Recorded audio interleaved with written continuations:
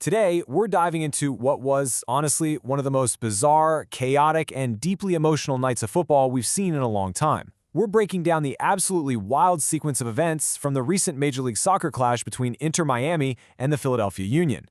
Now, the match ended in a 2-2 draw, but honestly, the scoreline is the least interesting thing that happened. We saw a flurry of red cards, physical altercations, and right at the absolute center of it all, a highly uncharacteristic moment of sheer frustration from one of the greatest to ever step onto the pitch. So, it all begs the question, why did a football legend lose his cool? Seriously, how does a 39-year-old veteran, a guy universally respected for keeping his absolute composure under immense physical pressure for over 2 decades, end up completely snapping and slapping an opponent? To really get a handle on this highly unusual behavior, we need to unpack exactly what went down, and more importantly, we have to look at the heavy emotional burden Lionel Messi carried into this specific match. Section 1. The slap and the fine. Let's dive right into the specifics of this on-pitch altercation. Okay, so towards the end of the game, the tension just skyrocketed, and it happens in an absolute flash. Within the span of a single minute, Philadelphia Union's Quinn Sullivan plays the ball. Just 2 seconds later, Messi is actively complaining to the officials, claiming Sullivan elbowed him during the play.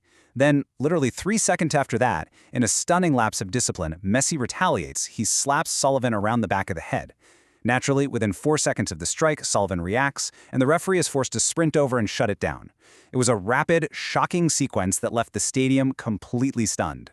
Well, Major League Soccer swiftly stepped in. They handed down disciplinary action, confirming a formal fine for Messi for the strike. But as is pretty standard practice with these internal league matters, they've kept the exact financial penalty completely under wraps.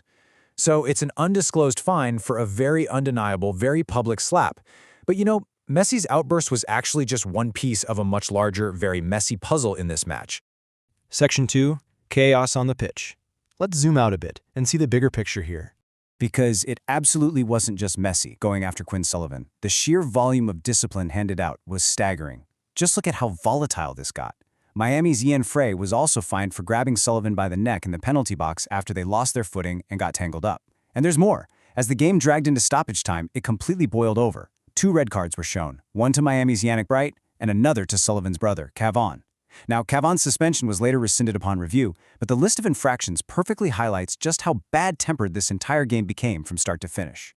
And we really have to view this hostility through the lens of the current standings. This number right here, 7, is absolutely vital context. All of this chaos is happening while Inter Miami sits in second place in the Eastern Conference, trailing the league leaders Nashville by exactly 7 points. Every single game, every single point matters immensely right now.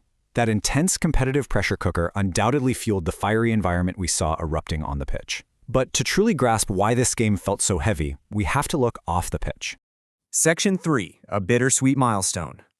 This is where the story shifts from a wild sports recap to a deeply personal, emotional reality. We have to consider Messi's state of mind.